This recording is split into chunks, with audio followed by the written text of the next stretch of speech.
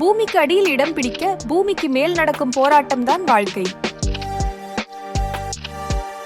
தூங்கி எந்திரிச்சா காஃபி, எந்திரிக்கவே இல்லைன்னா பால், இவ்வளவுதாங்க நம்ம வாழற வாழ்க்கை. சொந்த பந்தம் என்பது கையில் துட்டு உள்ளவரை, இணைய சொந்தம் என்பது போனில் நெட் உள்ளவரை. பிரியாணியும் நம்ம வாழ்க்கையும் ஒரே மாதிரி தாங்க. பீஸ்ஃபுல்லா இருந்தா நல்லா இருக்கும். குழம்புன்னு இருந்தா வாசனை வரணும், குழம்பி போயிருந்தா யோசனை வரணும்.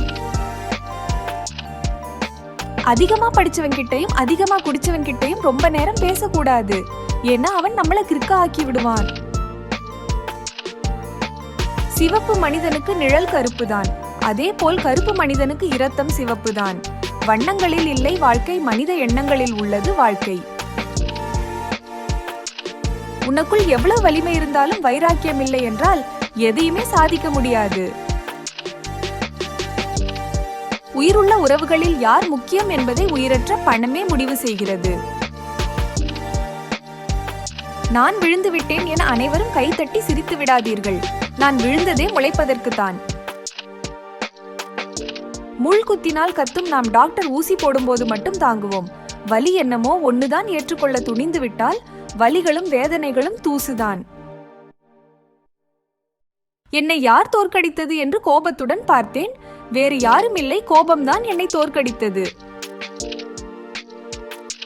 தனியாக நீந்தி கரை சேர கற்றுக்கொள். யாரும் இறுதி வரை நம்மோடு பயணிக்கப் போவதில்லை. மக்களை படைத்தவன் மன்னனாக முடியாது, சொற்களால் சுட்டவன் சொந்தமாக முடியாது. மக்களை படைத்தவன் மன்னனாக முடியாது, சொற்களால் சுட்டவன் சொந்தமாக முடியாது.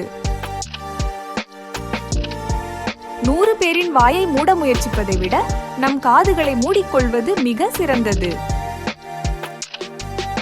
பிரச்சனை என்பது தொலைநோக்கி போலவே நீ பார்க்கும் பார்வையில தான் எல்லாம் அடங்கி இருக்கிறது. அதை பெரிதாக நினைத்தால் பெரிதாக தோன்றும், சிறிதாக நினைத்தால் பிரச்சனை உனக்கு ஒரு பொருட்டாகவே தெரியாது. புத்தகங்களை விட அனுபவமே அதிக சாதனை புரிகிறது. இன்பத்திலும் துன்பத்திலும் நீங்கள் நினைவில் வைத்துக் கொள்ள வேண்டிய ஒரு உண்மை, இந்த நிமிடம் நிரந்தரம் இல்லை என்பதுதான். சாவி இல்லாத பூட்டை மனிதன் ஒருபோதும் உருவாக்குவதில்லை.